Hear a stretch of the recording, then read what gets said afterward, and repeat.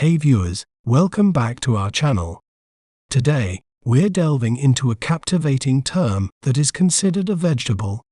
They are cultivated most in countries like India, China, and Indonesia, where it thrives in warm tropical climates.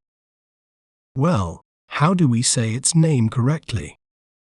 In British accent, we may pronounce it as bitter gourd. Bitter gourd. Gourd. Bitter gourd. While in American accent, we may pronounce it as bitter gourd. Bitter gourd. Gourd. Bitter gourd. Isn't it fascinating how breaking down a word can make it clearer? If you enjoyed learning about bitter gourd, be sure to subscribe to our channel for more educational content. Thanks for watching. Remember, knowledge is power. See you next time.